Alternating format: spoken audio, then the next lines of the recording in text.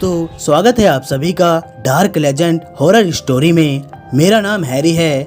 सबसे पहले मैं धन्यवाद करना चाहूँगा डार्क लेजेंड जी का, जिन्होंने हमें अपने चैनल पर स्टोरी सुनाने का मौका दिया। तो दोस्तों, आज हम आपके लिए एक और सच्ची और बेहद डरावनी कहानी लेकर आए हैं। अगर आप ऐसी ही कहानी सुनते हैं तो डिस्क्रिप्शन में लिंक दे दिया गया है, आप जाकर हमारे चैनल को एक बार जरूर सुनिएगा और साथ में सब्सक्राइब भी करिएगा। और हाँ दोस्तों, डार्क लेजेंड जी को भी सब्सक्राइब करना ना भूलिएगा। तो चलिए दोस्तों, कहानी को शुरू करते हैं। उस दिन मैं हमेशा की तरह पार्क में खेल रहा था, पर शाम बहुत हो गई थी, अंधेरा हो गया था, सारी सड़कों की लाइट जल उठी थी। फिर भी मैं कुछ देर पार्क में रुकना चाहता था। मैं पार्क से जाने लगा, तभी मैंने कुछ गिरने की आवाज़ सुनी। मैंने पीछे मुड़कर देखा, एक किताब वहाँ गिरी थी, पर मैंने आसपास किसी को नहीं देखा। मैं उस किताब के पास गया। बहुत अजीब सी किताब थी। उस पर एक शैतान जैसा चेहरा और अजीब सा निशान बना हुआ था। उस किताब के चारों किनारों पर लाल मणि लगी थी, पर उनका रंग फीका पड़ चुका था और बीच में एक पीले रंग की मणि लगी थी। मैं वापस जाने लगा। फिर पता नहीं क्या ख्याल आया, मैंने वापस जाकर उस किताब को उठा लिया। मैं उस किताब को घर ले गया।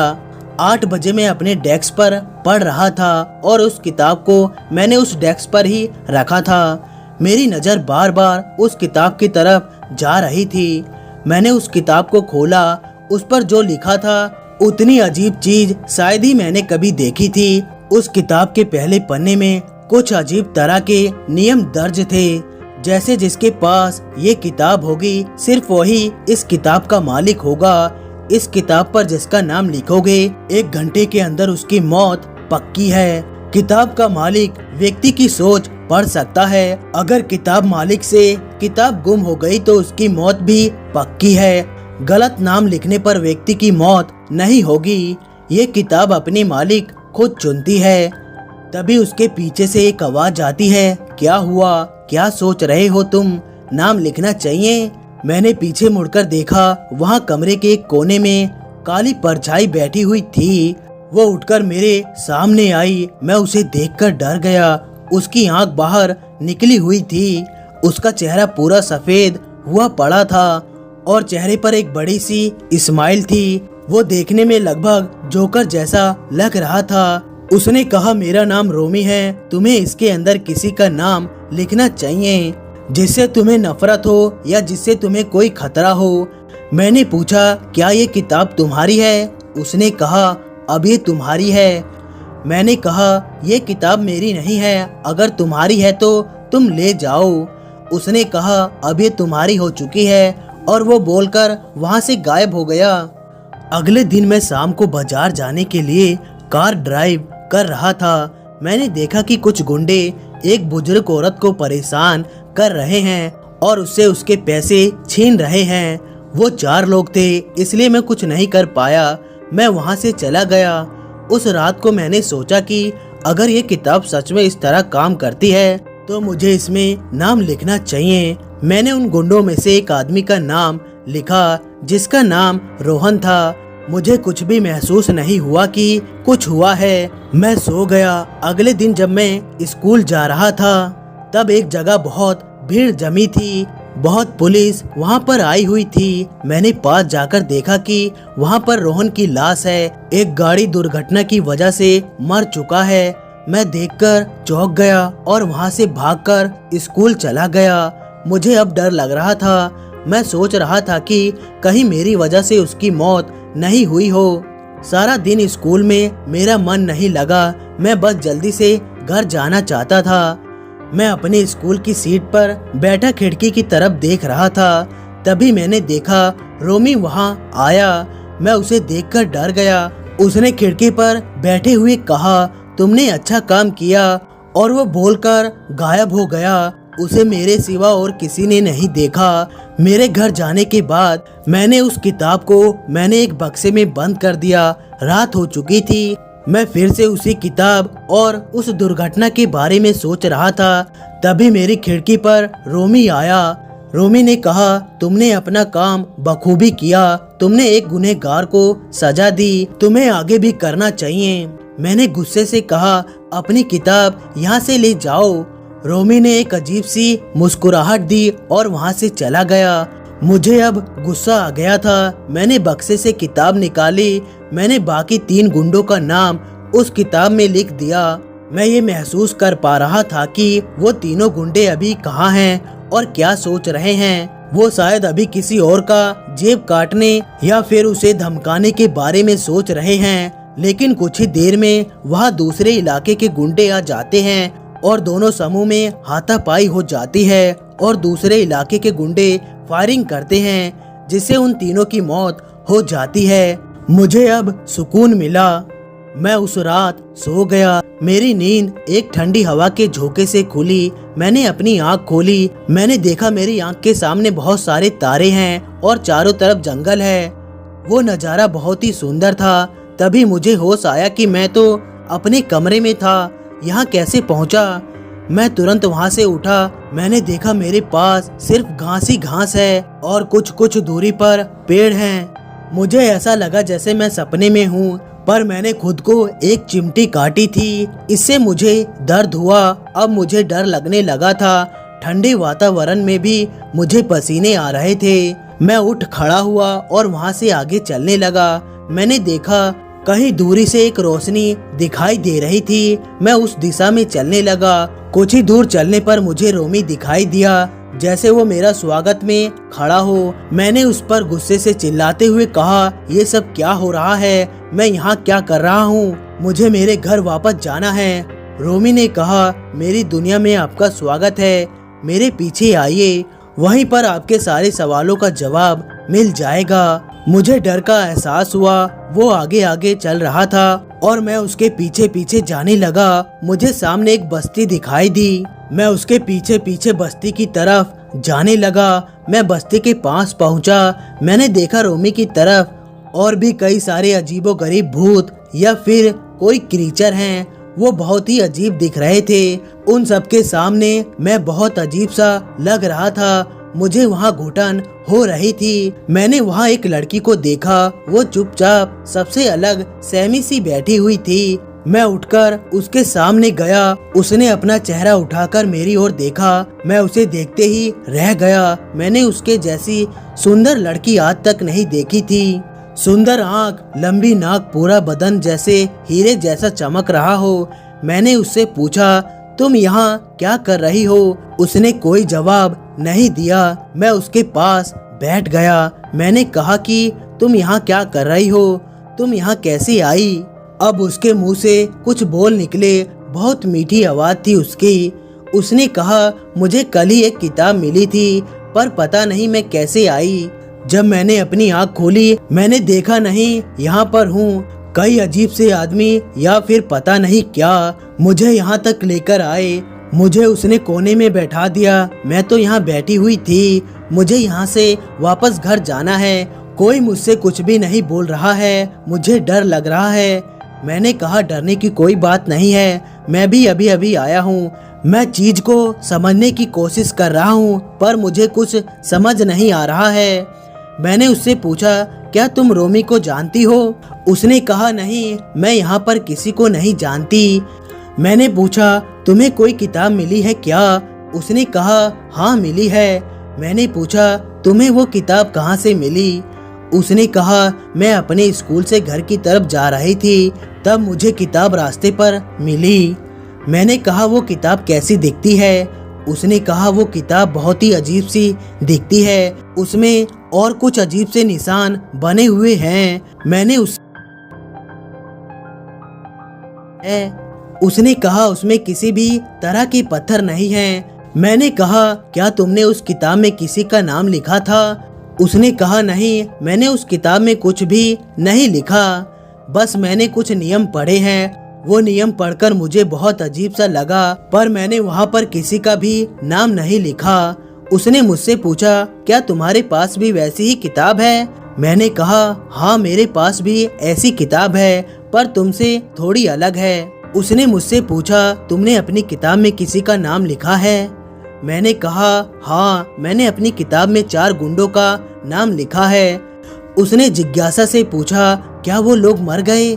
मैंने कहा, हाँ, वो मर चुके हैं। उसने कहा, ये तो बड़ी दुख की बात है। मैंने कहा, नहीं, ऐसे लोगों को जिंदा रहने का कोई हक नहीं है। उसने कहा, सबको जिंदा रहने का हक है और हमें बुराई को मारना चाहिए, ना कि बुरे लोगों को। मैं बस उसकी बात सुन ही रहा था। मैंने उससे उसका नाम पूछा। उसने कहा, मेरा नाम परी है। मैंने सोचा कि सच में ही परी है। परी सच में बहुत सुंदर दिखती है। मैं परी से बात कर रहा था। मैंने उससे पूछा, तुम कौन से स्कूल में पढ़ती हो? परी ने कहा, मैं ज्ञान साधना विद्यालय में पढ़ती हूँ, 10वीं कक्षा में। मैं बोला, वो तो बहुत अच्छा स्कूल है। परी बोली, तुम कौन से स्कूल में पढ़ते हो? मैं बोला, मैं ज्ञान गंगा में पढ़ता हूँ, 11वीं कक्षा में। परी बोली, मेरी बेस्ट फ्रेंड भी उसी स्कूल में पढ़ती है। पीछे से रोमी उन्हें टोकता हुआ कहता है, आओ हमारी रस्म में शामिल हो जाओ। मैंने कहा, क्या रस्म? कैसी रस्म? रोमी बोला, आओ यहाँ।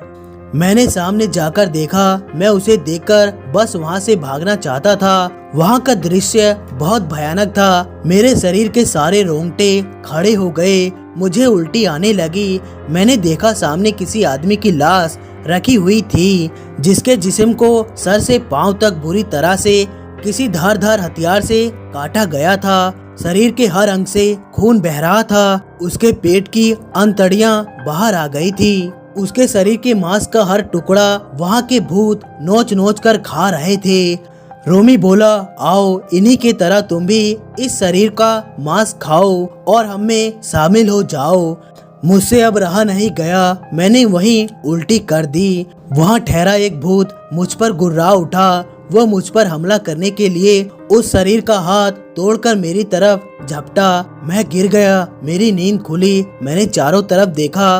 देखकर सुकून मिला कि मैं घर पर हूँ। वो सिर्फ सपना था। उस दिन मेरे गले में एक भी निवाला नहीं उतरने वाला था। मैं सीढ़ियों से नीचे उतरकर देखा। मेरे पापा टीवी देख रहे हैं। मेरे पापा डॉक्टर हैं। मैंने टीवी पर देखा एक आतंकवादी जेल से भाग गया। पापा ने चैनल चेंज किया। चैनल पर एक व्यक्ति की मौत की खबर चल रही थी। जब मैंने उसे ध्यान से देखा तो मैंने देखा कि ये वही आदमी है जिसको मैंने कल रात सपने में देखा था। मैंने पापा को कुछ नहीं कहा क्योंकि मेरी बात पर कोई भरोसा ही नहीं करता। मैं वापस अपने कमरे में चला गया। मैंने देखा रोमी वहाँ मौजूद है। मैं गुस्से से आग बबूला हो गया। मैंने पूछा, ये सब क्या हो रहा है और जो कल रात को सपना देखा था वो सब क्या है? उसने कहा, तुम्हारे सपने के बारे में मुझे कैसे पता? मैंने कहा, तुम्हें सब पता है, तुम अपनी किताब वापस ले जाओ। रोमी ने कहा, मैं वापस नहीं दे सकता। अच्छा ठीक है, मैं खुद ही इसे ठिकाने लगा दूंगा। रोमी एक अजीब सी मुस्कुराहट देकर वहाँ से चला गया। मैं उस दिन जल्दीबाजी में स्कूल गया। क्लास की बेंच पर बैठे मैं खिड़की की तरफ देख रहा था। तभी मुझे ख्याल आया परी के बारे में। स्कूल छूटने के बाद मैं ज्ञान साधना स्कूल गया। मैंने पता करने की कोशिश की कि परी वहाँ पढ़ती है कि नहीं, पर मुझे ऐसा कुछ भी पता नहीं चला। मैंने उस स्कूल में 10वीं के छात्रों से पूछा कि क्या वहाँ परी पढ़ती है। उन्होंने कहा, हमारे क्लास में कोई भी परी नाम की लड़की नहीं है। मैंने सोचा वो मेरा सपना ही था, पर उस व्यक्ति का क्या जिसको मैंने देखा। मैं वहाँ से घर चला गया। कुछ ही दिन ऐसे ही कट गए। एक दिन शाम को रोमी मेरे कमरे की खिड़की से अंदर दाखिल हुआ। मैंने रोमी को कहा, ये किताब अब तुम्हारी है। मैं इस किताब का मालिक होते हुए तुम्हें ये आदेश देता हूँ कि इस किताब को ले जाओ। रोमी मना नहीं कर पाया। रोमी बोला, तुम्हें पता है कि अगर तुम किताब मुझे वापस कर दोगे तो तुम्हारी जान खतरे में है। मैंने कहा, हाँ मैं जानता हूँ, तुम चले जाओ। रोमी उस किताब को ले गया। 3-4 दिन ऐसे ही बीत गए पर कुछ नहीं हुआ। पर एक दिन शाम को जब मैं टीवी देख रहा था, वैसे तो मैं गाने सुन रहा था, पर वहाँ पर ऐड आने की वजह से मैंने चैनल चेंज किया। मैंने न्यूज़ चैनल लगाया और मैंने देखा कि एक आदमी की मौत असाधारण तरीके से हुई है, ठीक वैसे ही जैसे मैंने उस रात सपने में देखा था। मेरे दिमाग में झटका लगा कि मैंने दोनों किताब तो दे दी थी, तो अभी मौत कैसे हो रही है। मैं पुलिस स्टेशन जाने लगा ये जानने के लिए कि जो असाधारण दुर्घटना है वो कैसे हुई। मैंने अपनी गाड़ी ली और पुलिस स्टेशन की ओर जाने लगा। मेरी गाड़ी किसी ट्रक के सामने आते आते बची। मुझे समझने में देर नहीं थी, कुछ तो है जो मुझे रोक रहा है। मैं जैसे तैसे पुलिस स्टेशन पहुंचा। मैंने पुलिस से रिक्वेस्ट की कि मुझे उस असाधारण मौत की फाइल दिखाइए। उन्होंने कहा ये गुप्त है, इन्हें हम नहीं दिखा सकते। मैंने कहा मेरे पापा डॉक्टर हैं, प्लीज आप मुझे वो दिखाइए। उन्होंने वो फाइल दिखाई। मैंने देखा ये सारी की सारी लाश वैसे ही थी जैसे मैंने उस सपने में देखा था, आधी खाई हुई, पूरे जिस्म में जख्म थे। रिपोर्ट में लिखा था कि उसे किसी जानवर ने खाया है। ये सारी जितनी भी लाश थी सब जंगल से बरामद हुई थी, पहाड़ों के पीछे वाले जंगल से बरामद हुई हैं। बस इतनी ही जानकारी थी, इसलिए मैं वापस आ गया। मिठाई लेकर घर पहुंचा मैं। मेरे घर के पास मेरे पापा नहीं थे। मैं अपने कमरे में गया। मैंने देखा मेरे कमरे के रूम में मेरा इंतजार कर रहा है। मैं उसे देखकर चौंक गया। मैंने उससे पूछा तुम मेरे कमरे में क्या कर रहे हो। रोमी बोला पहले बताओ तुम कहाँ गए थे। मैंने बोला मैं कहीं भी जाऊं तुम्हें उससे क्या। रोमी बोला मैं जानता हूँ कि तुम क्या करना चाहते हो, तुम होने वाली मौत नहीं रोक सकते। हा हा हा, मेरे शैतान के सामने तुम कुछ भी नहीं हो। मैं बोला मेरे लिए परेशान मत हो रोमी, तू अपनी खैर मना, अब देखना मैं क्या करता हूँ। रोमी गुस्से से गुर्राया, अगले ही पल हंसने लगा। रोमी बोला शायद तुम्हें परी की चिंता नहीं है। मैं चिंतित हो गया। मैं बोला परी का असली दुनिया में कोई वजूद नहीं है। रोमी बोला तुम गलत हो, बचा सको तो बचा लो अपनी परी को। ऐसे कहते हुए रोमी गायब हो गया। मुझे नीचे से कुछ आवाज आने लगी। मैं तुरंत दौड़ के नीचे गया। मैंने देखा मेरे पापा बहुत अजीब व्यवहार कर रहे हैं। वो घर की सारी चीज इधर उधर फेंक रहे हैं। मैंने पापा को रोका, अपने पापा को संभाला।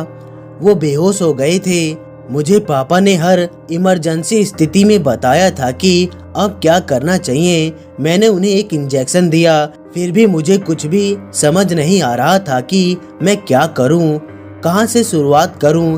तभी घर के टेलीफोन की घंटी बज उठी। मैंने कॉल रिसीव की। मैंने बोला हेलो कौन।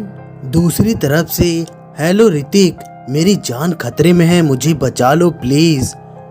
मैं बोला कौन बोल रहा है, कहाँ से बोल रहे हो, अपना नाम बोलो, अपनी जगह बताओ।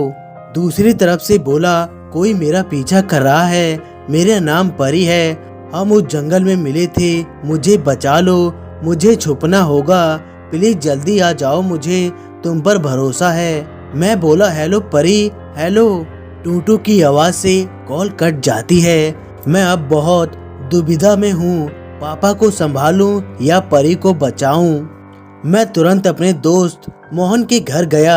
मैंने उसे परी का नंबर खोजने के लिए कहा। वो कंप्यूटर में कुछ वक्त लगा रहा, फिर उसने बताया कि ये नंबर तो लेक स्टेट एरिया का है। मैं एकदम चौंक गया। मैंने कहा क्या ये नंबर किसके नाम पर दर्ज है। मोहन बोला हाँ ये किसी परी कपाड़िया के नाम पर दर्ज है।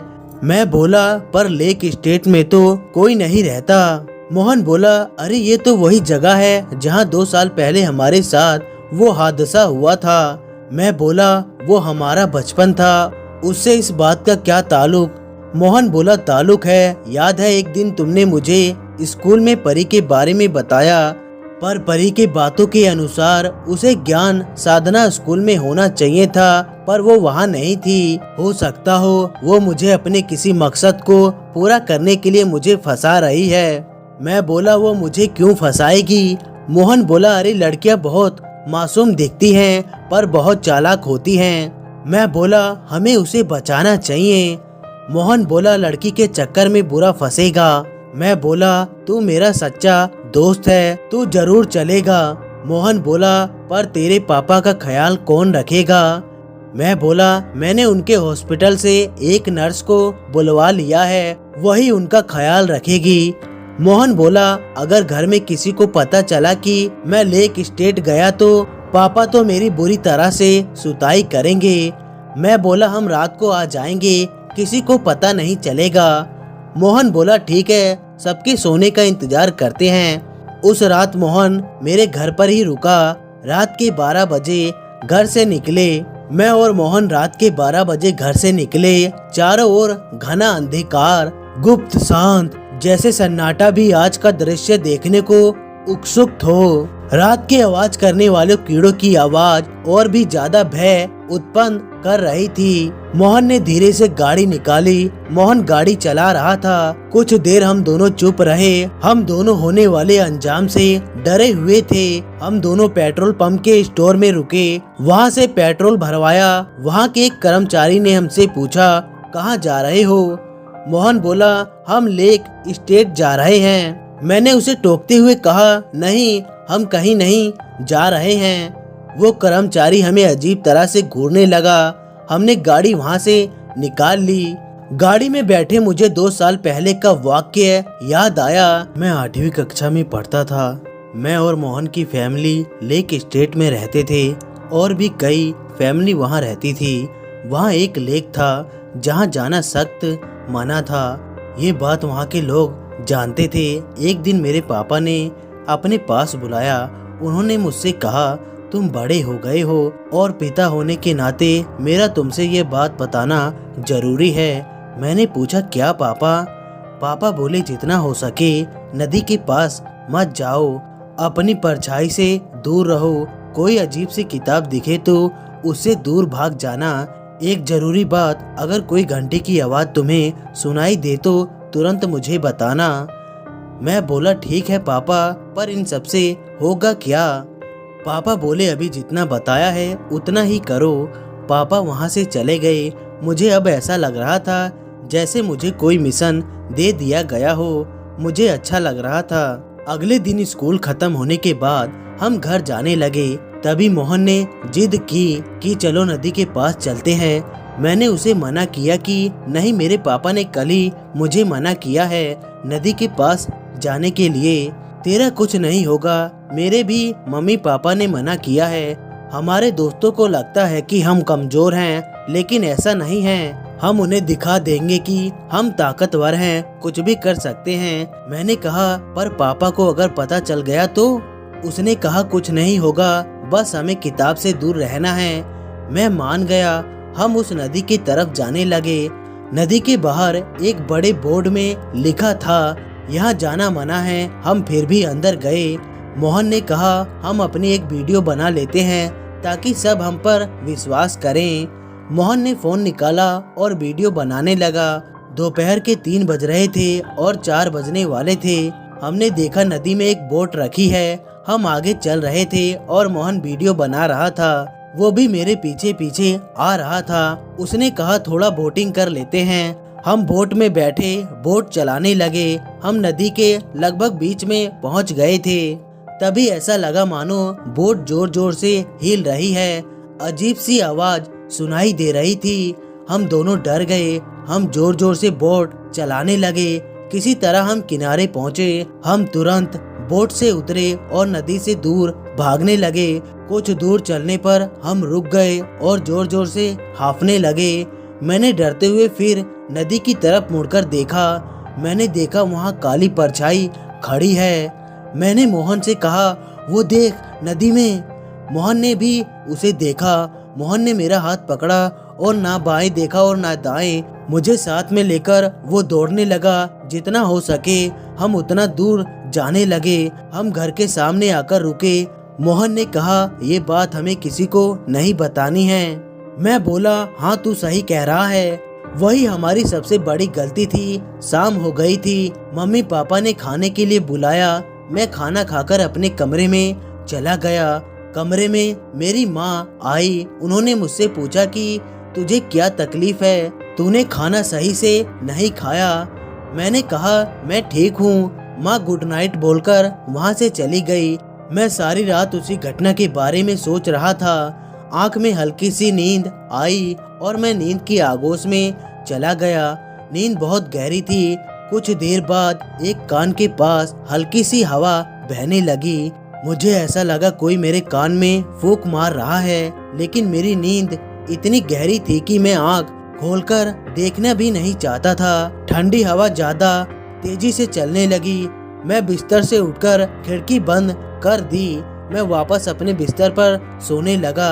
तभी मुझे वही आवाज सुनाई दी जो वो नदी के पास सुनाई दी थी। मैं आजू बाजू देखने लगा, कहीं वो परछाई तो यहाँ नहीं आ गई। मैंने देखा मेरे कमरे में कोई नहीं है। सुबह हुई, मैंने खिड़की खोलकर देखा बाहर जोरों की बारिश हो रही थी। मैंने सोचा क्यों ना मोहन के घर जाया जाए। मैंने बिना नाश्ता किए छतरी लेकर मोहन के घर चल दिया। मैंने दरवाजा खोला। मैंने देखा बाहर बहुत तेज बारिश हो रही है। शायद सारी रात बारिश हुई होगी। चारों ओर बारिश की छोटी छोटी बूंदों की वजह से कोहरा हो गया है और मेरी गाड़ी का पहिया लगभग आधा डूब चुका है। मैंने भी गाड़ी चलानी चाहिए। मैंने गाड़ी को ऑन किया, वो चालू नहीं हुई। पापा ने मुझे बाहर से आवाज लगाई, कहाँ जा रहे हो? मैंने कहा, पापा मैं मोहन के घर जा रहा हूँ। पापा बोले, इतनी बारिश में मत जाओ। मैंने कहा, पापा मैं चला जाऊंगा, कोई दिक्कत नहीं होगी। पापा ने कहा, सुनो मेरी बात, बाहर जाना कोई जरूरी नहीं है, तुम बाद में भी जा सकते हो। पापा की बात सुनकर मैं वापस घर के अंदर आ गया। मैं टीवी के सामने बैठा ही था कि तभी मेरे दरवाजे की घंटी बजी। मेरे पापा ने दरवाजा खोला। मेरे पापा ने देखा बाहर मोहन खड़ा है। वो बहुत घबराया हुआ था। पापा ने उसे अंदर बुलाया, उसे बिठाया। वो बहुत डरा हुआ था, जैसे उसने कोई भूत देख लिया हो। मैंने पूछा, क्या हुआ? वो कुछ नहीं बोला, बस डर की नजरों से मुझे देखने लगा। उसने मेरा हाथ जोर से पकड़ लिया और कहने लगा, वो आई थी। मैंने पूछा, कौन? उसने कहा, वही जो हमने कल नदी में देखी थी। वो परछाई जैसी दिखती है। उसका कोई रूप नहीं है, बस एक परछाई जैसी दिखती है, शायद मेरी ही परछाई जैसी। मैंने कहा, रात को शायद तू बाथरूम करने उठा होगा और तूने लाइट जलाई होगी और खुद की ही परछाई देखकर तू डर गया होगा। मोहन ने कहा, ऐसा कुछ नहीं है, मेरी परछाई तो मेरे जैसी नकल ही करेगी। पर वो मेरी नकल नहीं कर रही थी, वो कुछ बात कहना चाहती थी। फिर अचानक से कमरे में एक आग का छोटा सा गोला आया और फिर घर लाल रोशनी से भर गया। वहाँ लाल रोशनी की वजह से वो परछाई गायब हो गई। वो मुझे कुछ कहना चाहती थी। मैं नहीं समझ पाया क्या कहना चाहती थी। मैंने ये सारी बात मम्मी पापा को बताई। उन्होंने मेरी बात का विश्वास नहीं किया और मुझे सो जाने के लिए कहा। मैंने कहा, क्या तूने अपनी मम्मी को बात बता दी? हमने जो वादा किया था कि हम ये बात किसी को नहीं बताएंगे। तभी पीछे से आवाज आई, मेरे पापा की। मैंने सब सुन लिया बेटा। पापा मुझ पर गुस्से से भड़क उठे। मैंने कहा था तुम्हें कि तुम नदी के पास नहीं जाओगे, परछाई से दूर रहना है और किताब से भी दूर रहना है। क्यों नहीं समझ में आता तुम्हें? मेरी एक बात कान में नहीं जाती है तुम्हारे? मैंने कहा, पापा हमारे स्कूल के बच्चे हमें चिढ़ाते रहते हैं, इसलिए हम साबित करने के लिए वहाँ चले गए। मैंने कहा, तुम्हें कोई कितना भी चिढ़ाए, तुम्हें समझदारी से काम लेना चाहिए। तुम अब बड़े हो चुके हो, बच्चे नहीं हो जो तुम्हें कोई उस्काए और उसके बहकावे में आ जाओ। मेरे पापा ने खुद को शांत किया और हम दोनों को समझाने लगे। उन्होंने कहा, उस नदी को एक श्राप लगा हुआ है। उस नदी में अगर कोई जाता है या आप किसी को कोई अजीब सी घंटी की आवाज सुनाई देती है तो उसकी परछाई बनने लगती है और अपने असली रूप को मारकर परछाई उसकी जगह ले लेती है। पहले लेक स्टेट में एक औरत रहती थी जो काला जादू किया करती थी और उसके पास एक किताब थी। वो उसे शैतानों की किताब बोलती थी। उसकी किसी से दुश्मनी होती थी या कोई भी जो उसे पसंद नहीं करता था तो उसका नाम उस किताब में लिखती थी और उसकी मौत 24 घंटे के अंदर हो जाती थी। इसलिए एक दिन उसने एक बेगुनाह का नाम उस किताब में लिखा और वो मारा गया। इसलिए लेक स्टेट वालों ने डिसाइड किया कि उसे मार दें।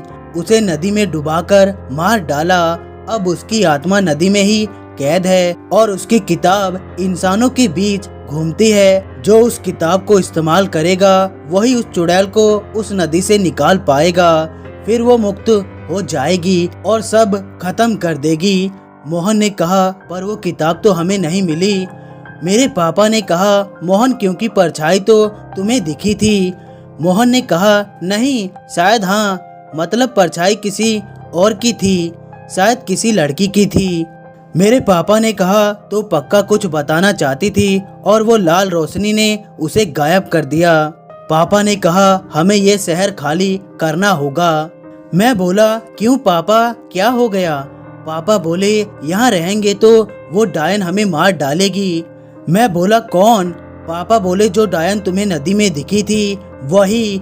मोहन बोला, पर अंकल, आप डॉक्टर होके इन सब बातों पर विश्वास करते हैं? पापा बोले, मोहन, मुझे तुम्हारे घर चलना है जल्दी। हम तीनों गाड़ी में बैठकर मोहन के घर पहुँचे। पापा घर में दाखिल हुए। पापा ने कहा, मोहन के माता पिता से कहा, मुझे एक जरूरी बात करनी है, क्या हम साथ में बैठकर कुछ बात कर सकते हैं? मोहन के माता पिताजी ने कहा, क्यों नहीं। मेरे पापा ने कहा कि वो नदी वाली डायन तुम्हारे बच्चे के पीछे पड़ी हुई है, हमें तुरंत ये जगह खाली करके कहीं और जाना होगा। तभी मोहन की मम्मी चौंक कर बोली, इसलिए मेरा मोहन कल रात को डरा हुआ था। मेरे पापा ने कहा, हाँ जी बिल्कुल, वो गलती से उस नदी में चला गया था, इसलिए अभी वो डायन इनका पीछा कर रही है, हमें अपने बच्चों को बचाना होगा उस डायन से। मोहन के माता पिता शहर खाली करने की तैयारी में जुट गए और मेरे पापा भी मुझे घर वापस लेकर आकर सारा सामान पैक करने के लिए मुझे बोलने लगे। मेरे पापा ने ट्रक मंगवाया और सारा सामान उसमें डाला और वहां से हम लेक स्टेट निकलकर दूसरे शहर आ गए। गाड़ी में बैठे बैठे मैं ये सब सोच ही रहा था कि अचानक से गाड़ी के सामने कोई गुजरा। मोहन ने जोर से गाड़ी का ब्रेक लगाया। मैंने देखा बाहर दो रास्ते हैं और बीच में साइन बोर्ड लगा है। एक रास्ता लेक स्टेट की तरफ जाता है और एक रास्ता हाई स्टेट की तरफ जाता है। मोहन ने जरा सी सांस ली और कहा, मोहन बोला, ये क्या था, वो क्या गुजरा? मैं बोला, आई डोंट नो। मोहन बोला, कोई परछाई होगी। उसने गाड़ी लेक स्टेट की तरफ मोड़ दी। हमने देखा वो जगह पूरी तरह से बदल चुकी है। वहाँ अब कोई नहीं रहता, वहाँ सारे घर खाली पड़े हैं, सड़क की लाइट नहीं जल रही है, शायद रात ज्यादा हो गई है, इस वजह से जगह वीरान लग रही है।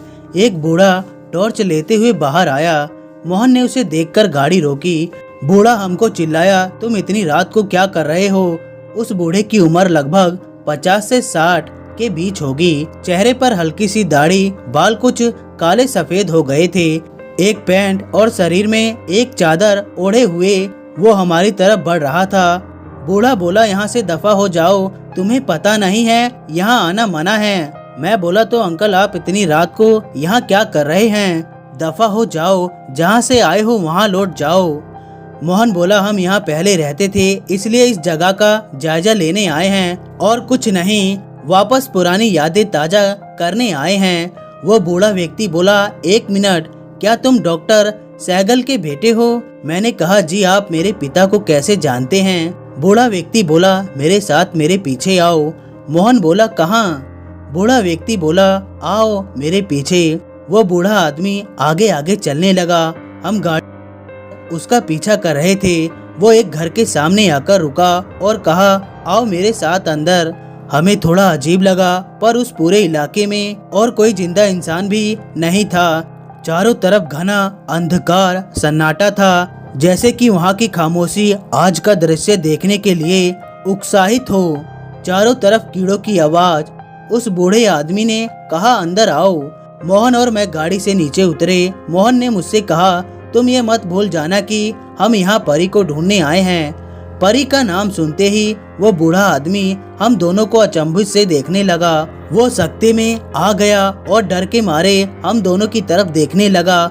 उसके पसीने पसीने छूट गए। उसने कहा, परी? उसने डरते हुए कहा, वो डायन है। वो क्या वापस आ गई है? हमने कहा, आप कैसी बात कर रहे हैं अंकल? एक छोटी सी लड़की है जो स्कूल में पढ़ती है, आप किसकी बात कर रहे हैं? उसने कहा, आप मेरे साथ मेरे घर में चलिए, मैं सब कुछ बताता हूँ।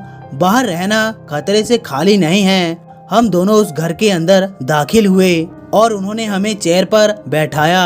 अंदर काफी धूल जमी हुई थी। बहुत दिनों से शायद घर की सफाई नहीं हुई है, इसलिए मैंने देखा हर तस्वीर पर धूल जमी हुई है। कुछ साफ दिखाई नहीं दे रही हैं और कुछ जगह पर पर्दे लगे हुए हैं। उन्होंने कहा कि इतनी रात को क्या कर रहे थे? हमने कहा, असल में हम एक लड़की को ढूंढ रहे हैं जो मुझसे मदद मांग रही थी। उसने मुझे फोन किया था और कहा वो वहाँ पर फंसी है, इसलिए हम यहाँ आए हैं। उस बूढ़े आदमी ने कहा, ठीक है, मैं तुम्हारे लिए चाय बना कर लाता हूँ। हम वहीं बैठे रहे। वो अंदर रसोई की तरफ गया। हमने देखा कि रसोई की बाजू में एक सीढ़ी ऊपर की तरफ जाती है। हम दोनों सीढ़ी पर चलने लगे। ऊपर एक कमरा था, हम उसमें दाखिल हुए। हमने देखा उस कमरे में एक बेड है, एक चेयर है और एक डेस्क पर किसी की तस्वीर रखी है और पूरे कमरे में कुछ नहीं है, बस एक खिड़की है। इसमें धूल जमाई हुई थी। हम उस तस्वीर के पास गए और वहाँ से धूल हटाई। हमने जो देखा, हम दोनों वो तस्वीर देखकर दंग रह गए। उस तस्वीर में वो बूढ़ा आदमी और एक औरत और उसकी बच्ची जो हुबहू परी के जैसी दिखती थी। मैं पीछे हट गया, इसकी वजह से कुर्सी गिर गई। आदमी ऊपर की तरफ आने लगा। हमने वो तस्वीर वापस उस जगह पर रख दी।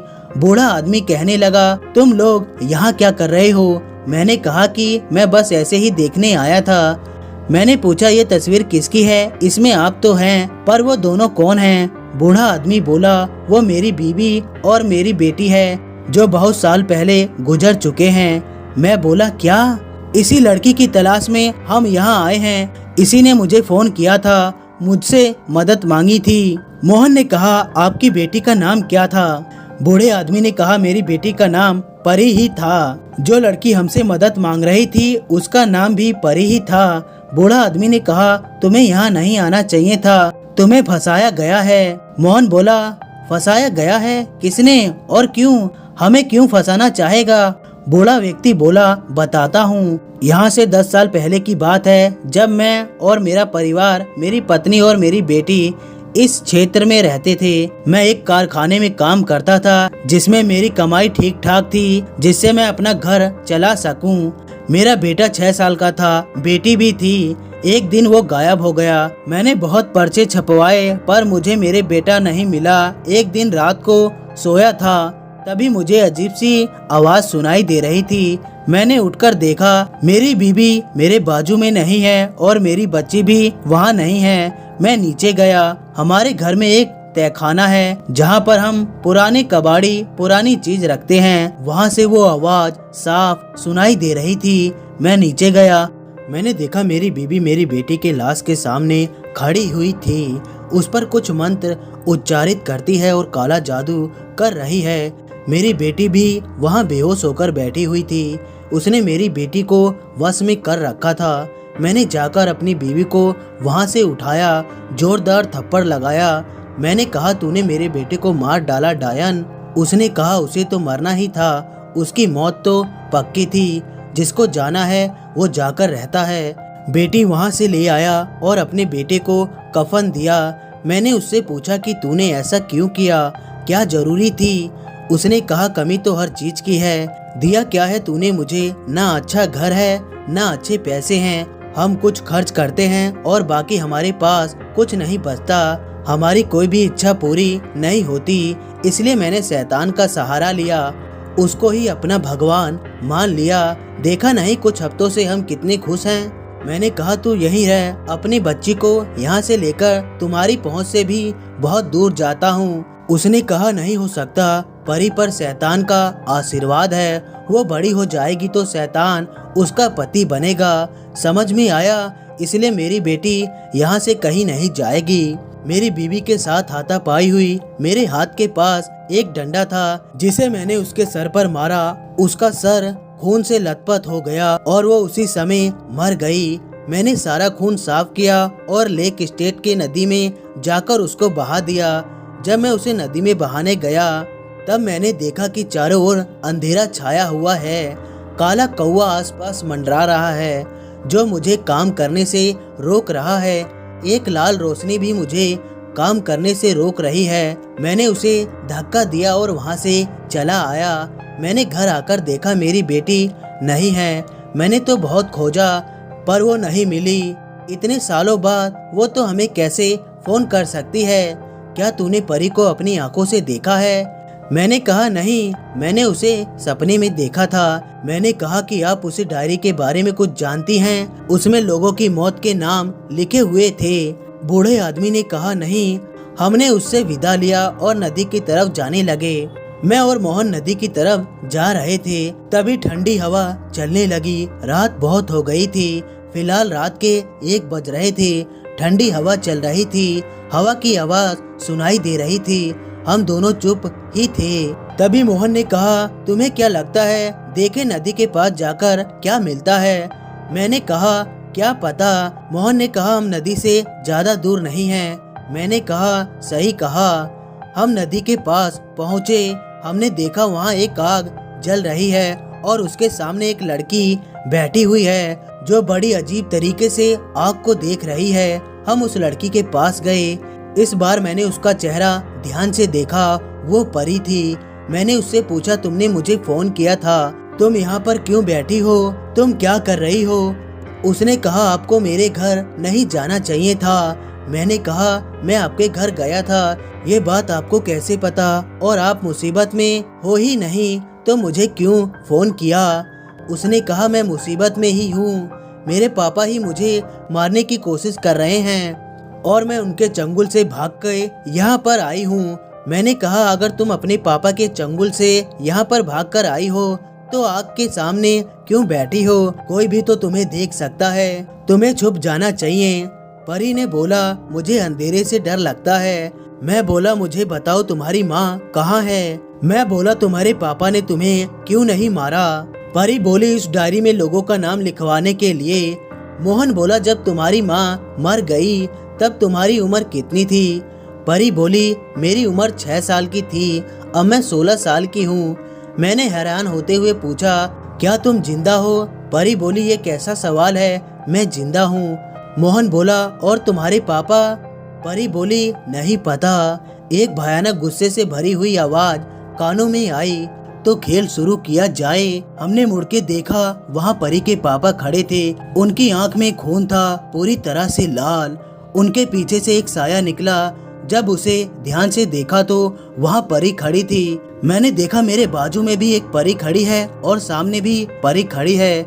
मेरे पास वाली परी कहने लगी, वो असली परी नहीं है, मैं असली परी हूँ। सामने वाली परी ने कहा, नहीं नहीं, मैं असली हूँ, वो तुम लोगों को धोखा दे रही है। तभी उसके पापा ने कहा, इन दोनों में से जो असली है उसे जल्दी से चुन लो, क्योंकि अब मैं तुम सबको मारने वाला हूँ। सामने वाली परी ने कहा, पापा आप मुझे भी मारोगे?